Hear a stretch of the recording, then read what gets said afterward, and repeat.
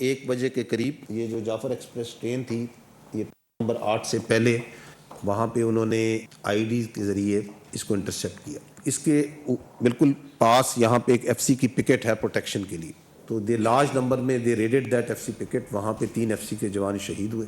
Hostage لیا. ایک group جو ہے جس میں زیادہ بچے عورتیں تھے ان کو انہوں نے ٹرین کے اندر رکھا, باقی ماندہ مسافروں کو وہ باہر لیا. ایک گروپ جو ہے جس میں سوسائڈ بامبرز بھی ہیں اور ایک اسمالر گروپ جو سا ہے وہ چھوڑا جاتا ہے ان کے ساتھ. اور جو لارجر پارٹ ہوتا ہے ان دہشت گردوں کا, they starts moving towards the mountains towards their Hyde outs.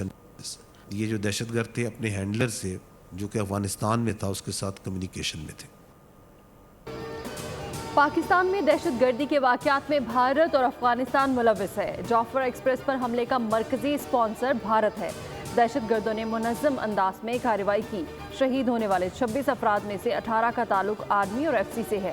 دہشت گرد کسی کو یرغمال بنا کر نہیں لے گئے.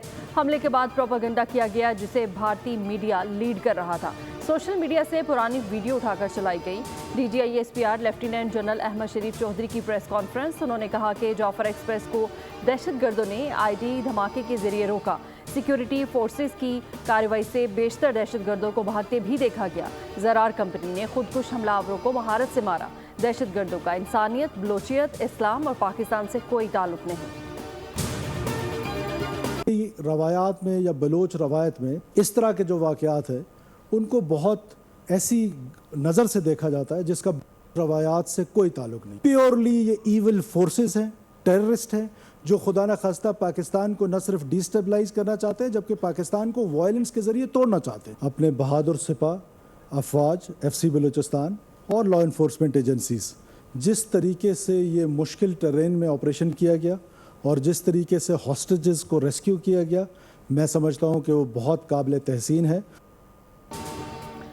پاک فوج نے جس طرح یرغمالیوں کی رہائی ممکن بنائی وہ قابل تعریف ہے. دہشت گردوں کا بلوچ قوم سے کوئی تعلق نہیں. سیکیورٹی فورسز کو کامیاب کارروائی پر خراج تحسین پیش کرتا ہوں.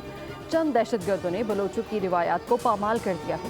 وزیر اعلیٰ بلوچستان سرفراز بگٹی کا پریس کانفرنس سے خطاب. انہوں نے کہا کہ یہ پاکستان کو غیر مستحکم کرنا چاہتے ہیں. دہشت گردی کی جنگ کا بلوچوں اور حقوق سے کچھ لینا دینا نہیں. عالمی برادری نے سانحہ جعفر ایکسپریس کی مذمت کی جس پر شکر گزار ہیں.